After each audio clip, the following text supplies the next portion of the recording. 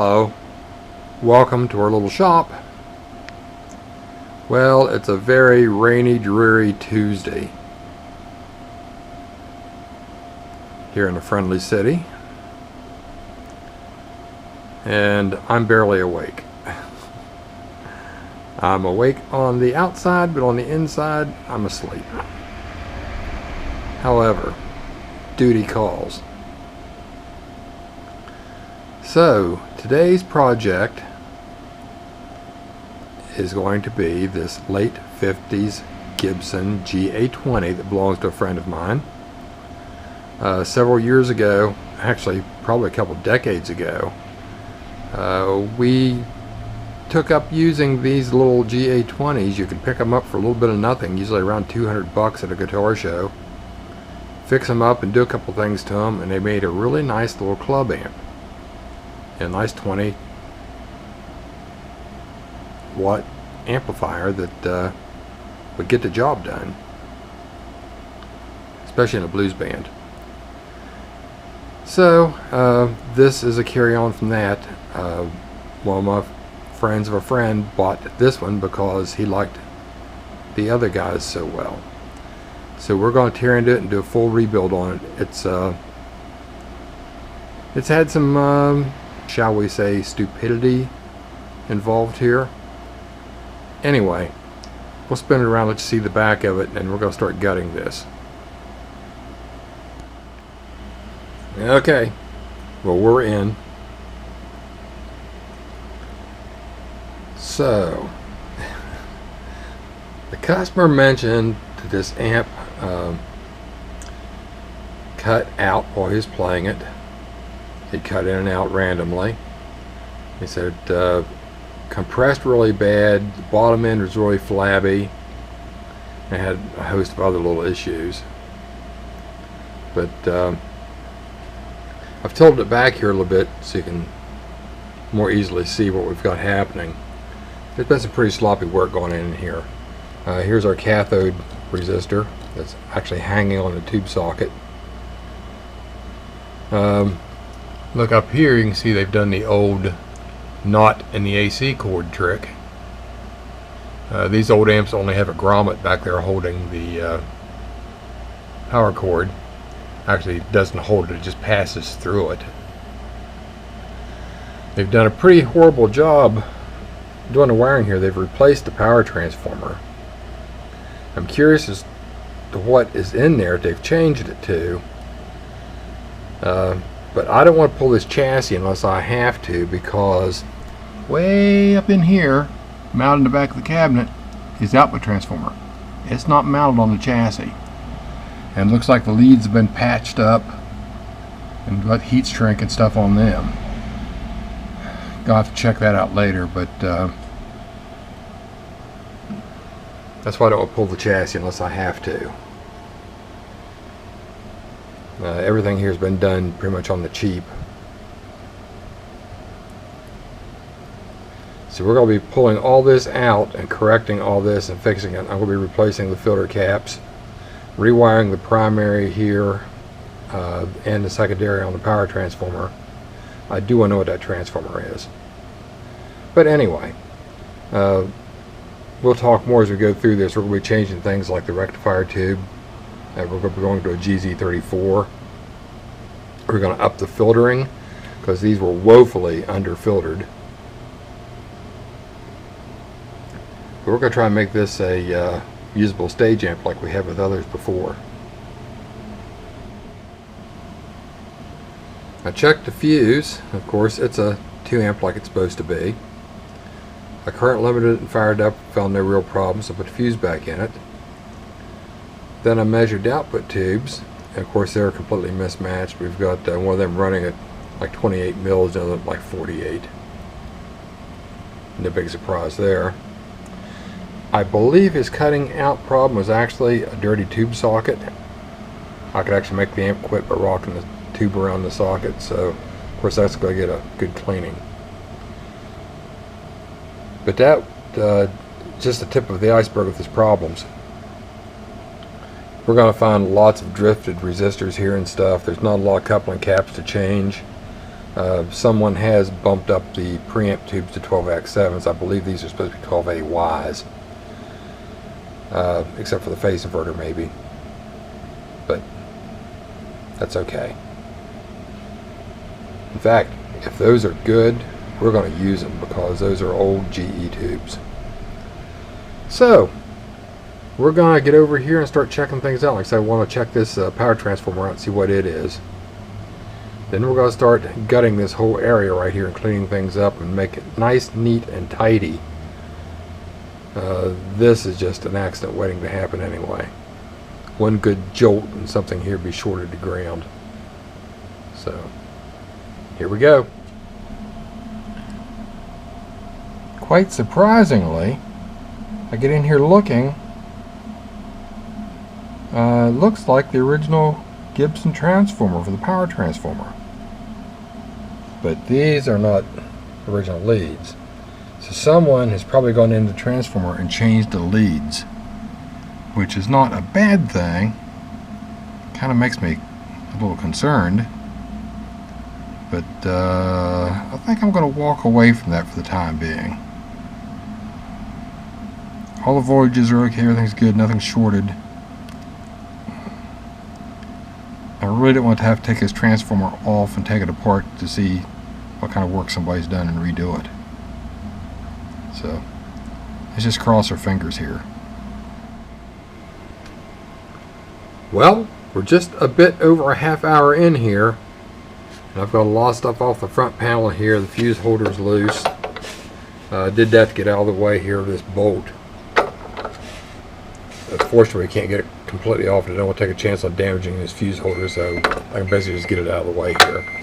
Oh, T's done. Anyway, it's got to be one of those mornings. But I've got the rectifier tube socket cleaned up here, and have started some wire management. It takes some time to clean this stuff up properly. You're dealing with a rat's nest that someone else has done anyway. Plus, when they build these things, this point-to-point thing is a wonderful thing, but Gibson, like Silvertone and a lot of other people, love to wrap these leads several times. It just takes a while. Plus, you don't want to tear up anything while you're doing it. I've already found that this tube socket here for this 6V6 actually has one of the rivets loose back here. So we're going to have to drill the rest of that rivet out and put a bolt in it. So I'm sure we're going to find lots of surprises. And the game has just begun. Alright, well, we've got a little over an hour in so far. Like I said, it takes a while to do this and do it right. But if you look in here, this rat's nest is gone. I've completely rewired the whole power supply of this amplifier at this point. All the AC components.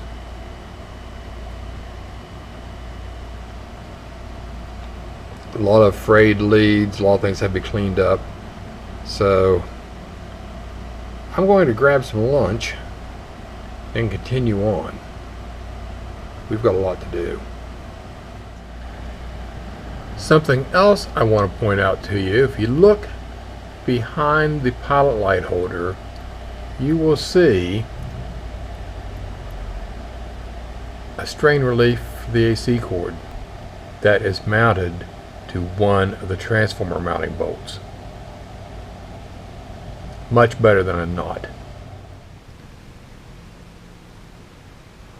Well, we have some more time in here, and I thought I would kind of catch you up a little bit.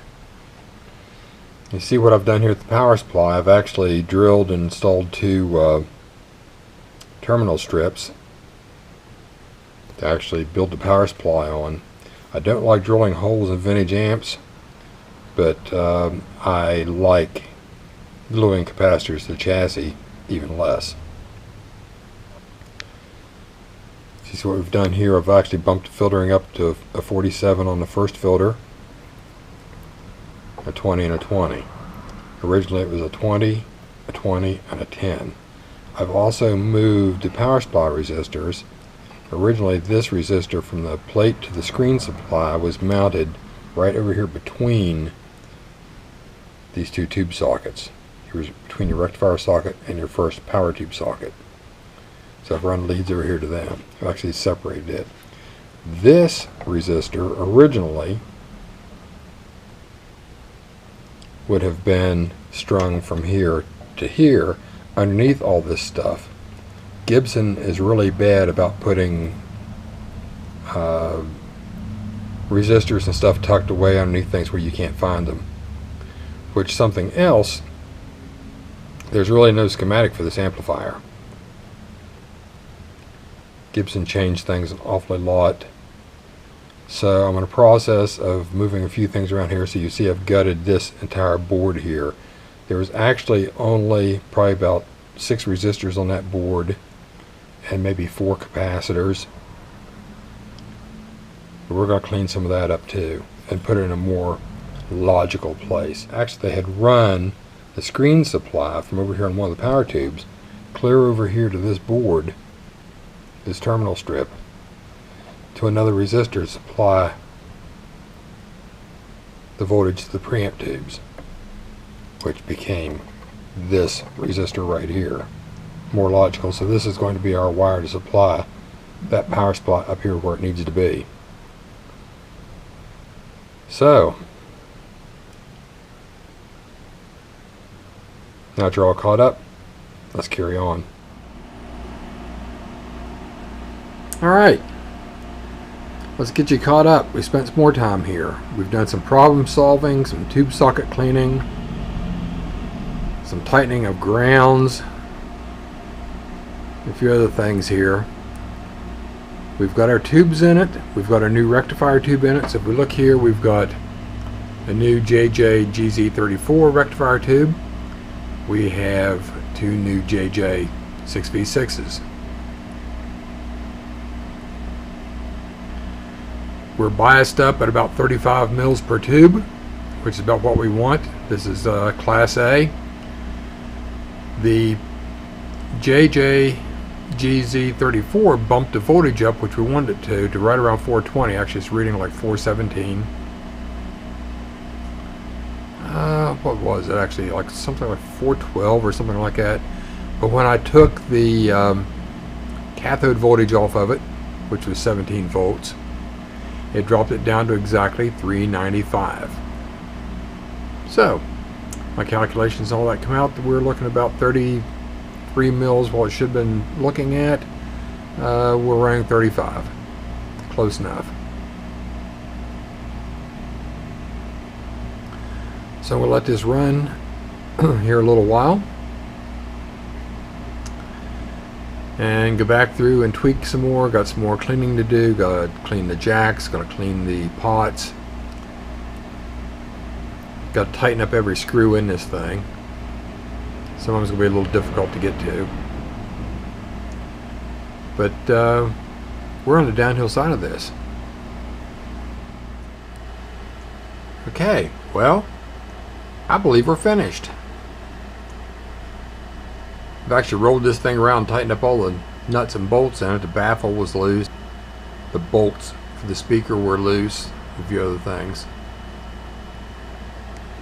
So if you're questioning why I left all these old Astron capacitors in here, you can see that I changed the 2 coupling caps here for the output tubes. These 3 over here, this one, and this one, are actually all input capacitors. This amplifier does not have cathode biasing on the preamp tubes as usual. These are capacitor biased, or grid biased as they say. Actually makes things a little funky here and there. Those never had any voltage on them, will not have any voltage on them, so they're okay. The other 2 Astrons here, this one is actually a coupling cap, but there's no voltage leaking on it. This one is actually a tone cap, and there's no voltage leaking on it. So we're good there.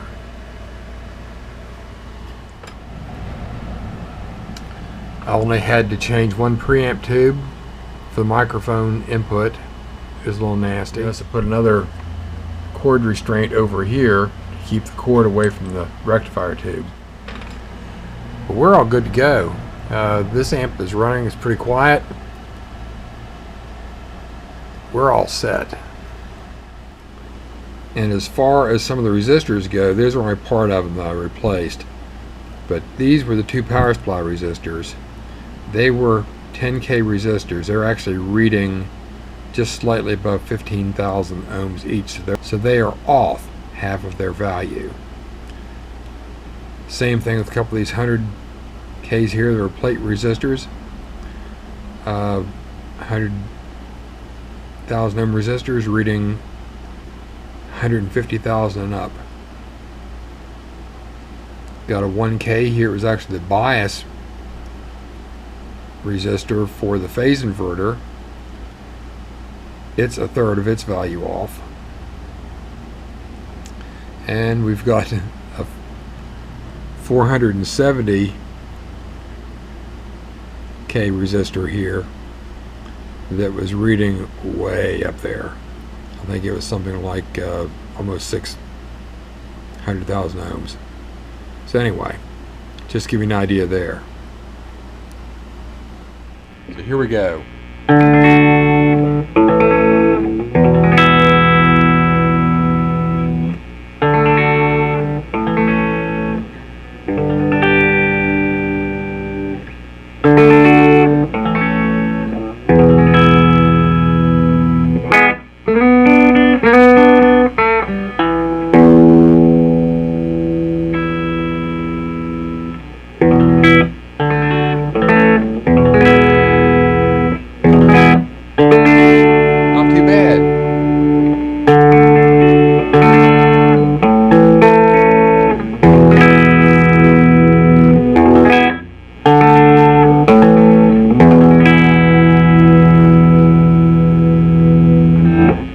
Billy all night long if you want to.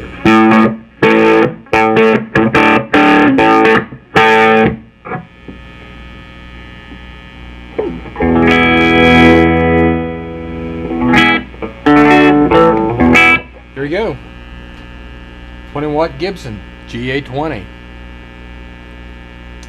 Circa 1958-59-ish. We don't know for sure. We're not going to look. Occasionally you have to do things like make cave drawings to figure out where you are. Anyway, another one done. Actually came out pretty well. These amps are all different. I was just telling my friend earlier that has one of these that of the four of these that I've worked on off and on for my friends, not a one of them is the same circuit. Different preamp tubes, different layouts, all kinds of stuff. The closest schematic to this one we've got is the old one with the octal tubes. So, after a couple days after I sent this amp out, it come back. I hate it when that happens. Anyway, as it turned out, there was a cracked pin in the preamp tube socket for the microphone channel that was opening up and causing the amp to hum badly. So after a little searching, I found that and replaced the pin in the socket, because replacing a socket in this amp would be an entirely different thing, and replacing one pin is easy enough. So I took care of that. At the same time, I relocated the output transformer back to where it was supposed to be, mounted on the speaker, shortened up all the leads, cleaned that up, and mounted it like it should be. So the amp went out, and it's all good now.